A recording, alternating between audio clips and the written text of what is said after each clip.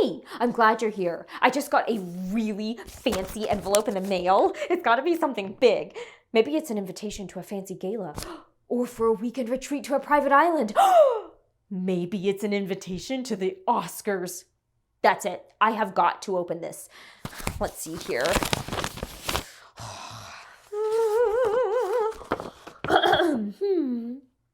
You are cordially invited to an event of unparalleled splendor, a gathering that has been whispered about in hushed tones among the elite, an occasion so exquisite it is sure to go down in the records of history. As the golden hues of the season surround us, it is only fitting that we unveil our most precious collection to date. We request the pleasure of your esteemed company. Now prepare yourself for the grand revelation, the annual sock spectacular sale. Buy one, get one free. Are you kidding me? All that for a sock ad? Talk about an unexpected twist. Speaking of a twist, in our last lesson, we explored the first work of O. Henry. What did you think about Mr. Easton and Miss Fairchild? This week, we'll be continuing our journey into another classic short story that involves a life of crime, redemption, and of course, a twist of irony.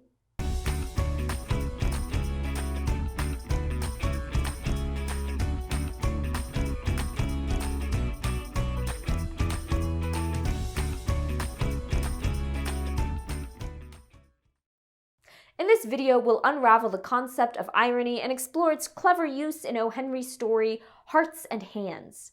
We'll then get a glimpse of your upcoming weekly assignments, and we'll conclude with a sneak peek into the next story you'll be reading, A Retrieved Reformation.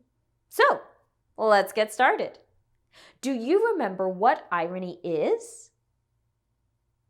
Irony refers to a discrepancy between one's expectations and what actually happens. You've probably seen irony most often in comedies. Humor usually occurs when something we don't expect happens.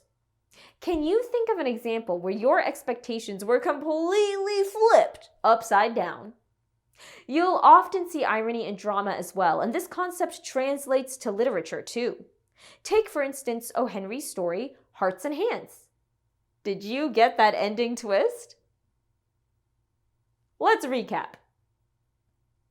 Initially, we're led to believe that the well-dressed man is free, while his scruffier counterpart is the prisoner who is being escorted to jail. Yet as the tale unfolds, O. Henry masterfully subverts our expectations, revealing the true identity of the prisoner in a twist of classic irony. The true prisoner is the well-dressed handsome man named Mr. Easton. This reversal is the story's primary irony. And how did O. Henry get this across? Take a look at the final line of the story. A nearby passenger says to another, "Oh, didn't you catch on? Say, did you ever know an officer to handcuff a prisoner to his right hand?" This is subtly implying that Mr. Easton is the prisoner and not the marshal because his right hand is the one that is handcuffed. Typically, officers would cuff their non-dominant hand, which in this case would be the officer's left hand, to the person they were escorting to prison. This tiny detail flips the entire story on its head. This element of surprise, where nothing is quite as it seems, is a trademark of the short stories by O. Henry, so keep an eye out for it this week. Later on, you'll be learning about voice and timeliness, reading your next short story exploring irony and the character arc of a curious fellow named Jimmy Valentine, and creating a graphic retelling.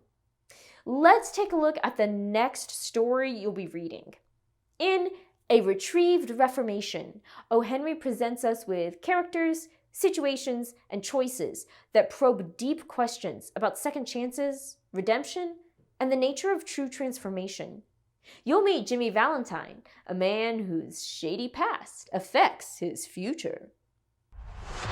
As you begin your next short story journey, I want you to keep the following questions in mind.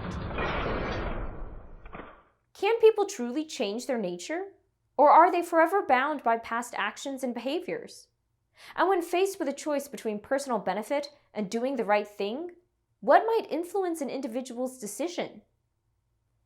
And there you have it.